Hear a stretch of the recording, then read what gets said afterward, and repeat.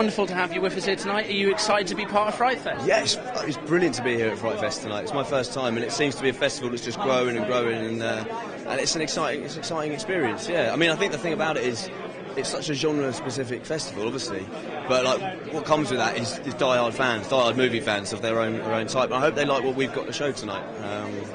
Clearly, tonight, a horror film festival. What do you think it is about the horror genre that creates such a devoted and eclectic fan base? That's a very good question. I think, obviously, I think with most movies it's all about escapism, and I think the idea of a horror you can really escape because you don't, I hope to God you don't have these real experiences in your day-to-day life. But I think it's a chance for people to escape. I know for me, some of my sort of more preferable horror movies have been things like Texas Chainsaw Massacre that are based on true stories, but they're still slightly warped and slightly, I think the thing about horror movies, everything can be a little bit more off the wall, a little bit more crazy and a bit more fanatic. Talking about your film, A Lonely Place to Die, can you maybe start, for anyone who hasn't heard about the film yet, just a very brief synopsis, kind of what it's about, the basic setup? It is a hard-hitting, fast-paced action thriller movie set in the Highlands, where a group of young climbers go on a mountaineering trip. They discover a young girl who's been buried alive, and they decide they've got to get off the mountain. You can't just leave her there. Whilst they're doing that, two guys who have ransomed her have come in to basically pick us off one by one at the same time as her family come in from Serbia to rescue her, and it ends in a bloody mess in a little town in Scotland.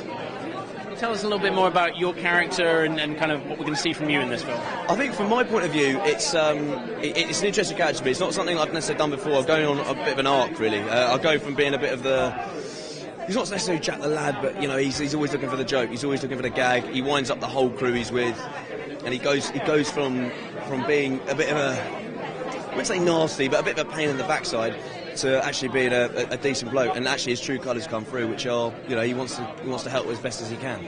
I mean, clearly climbing and the kind of the realism of that climbing is a big part of this film. How did you prepare for the film, and what was the toughest thing for you to film? I think in terms of preparation, Julian found it very important that I should get climbing, and I did as well. I'd never climbed really before at all. In fact, I think the only experience I had was I was about 13 and I was terrified of the idea. But Julian got me confidence in it very quickly, sent me off down to Cheddar Gorge and started climbing all the old Chris Boddington routes and everything else, and then took me down to Snowdonia. We climbed up to about 2,000 feet down there, and it just threw me in at the deep end, but what it prepared me for was Scotland. I was nervous down in Wales and all the training, but it got me to Scotland. It meant once we started shooting, it was not a problem. I was not fearful, like just dangling off the side of a rope, hanging upside down on a mountain. It was all quite, cushy. I mean, in terms of the most scary, to be honest, without sounding crass or giving you a really bad answer, I wasn't particularly scared, but because of the preparation, by the time I got to Scotland, I wasn't particularly scared of what was thrown my way. I knew I was going to have to be dangling by a rope, I knew I was going to have to be running about, I knew I was going to have to be working my tits off. So.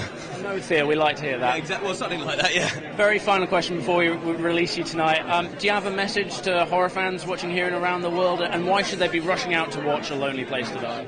I think my message is this is a great, fast, hard-hitting action movie. I think it's got the traditionalism of what we haven't seen in action movies for a while, and I think it's a great opportunity for people to enjoy that. There are some really scary moments kicking about in there, but it's all about the hard-hitting pace. It's relentless, and I think if you like horror, you'll like it because of how relentless it is. Can't wait to see it tonight. Thank you so much for chatting to us. Thanks a lot. Take care.